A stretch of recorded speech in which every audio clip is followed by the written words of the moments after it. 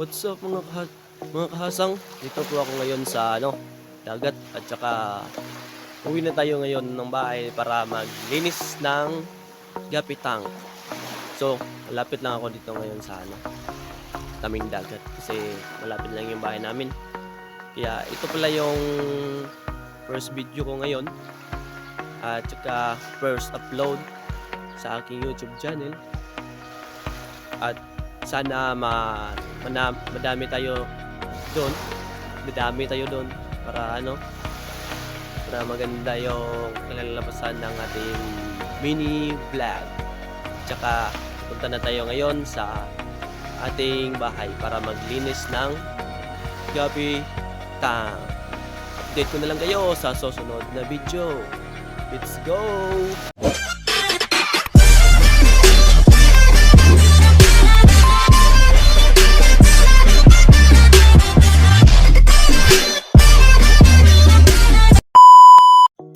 At dito guys, dito na yung exciting part na paglilinis ng ating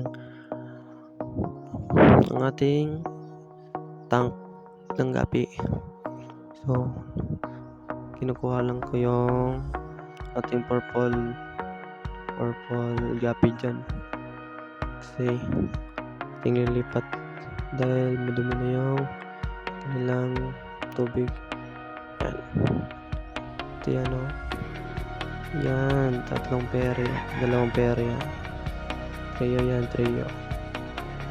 Yan, lagay ko dyan. Tsaka dapat yung tubig nyo nilagay ay stock water lamang. Yan. Tamang tapon lang sa gilid. Yan. Tamang tapon lang si RB yan. Yan. Lagay yung tubig ngayon. Yan. Basta secured na yan. Tsaka yung balde na nasa harap is may stock water yan na may methylene blue na nilagay ko. So ito pala yung purple gapi ko. Nakakabili ko lang kahapon.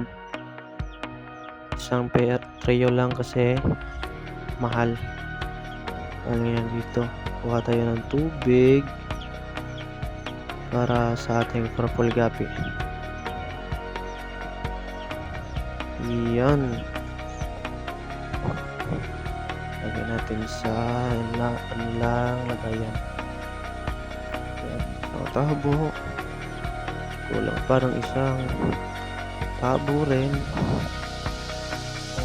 Yan. Lagay natin dyan. Oops. Dapat kasi yung tubig na ilalagay nyo sa inyong mga tank is stock water lang para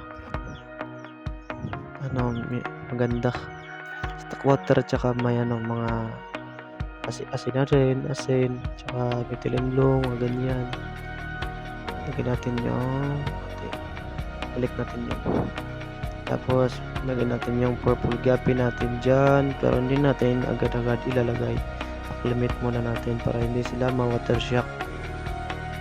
Yan, lagyan natin dyan at hintayin natin ng 30 seconds para atin na silang lagay talaga sa kanilang lagay. What's up guys? At doon lang natatapos ang ating vlog ngayong araw sa paglilinis ng ating mga gapi tank. So, salamat sa panonood and keep safe mga kahasa. Goodbye!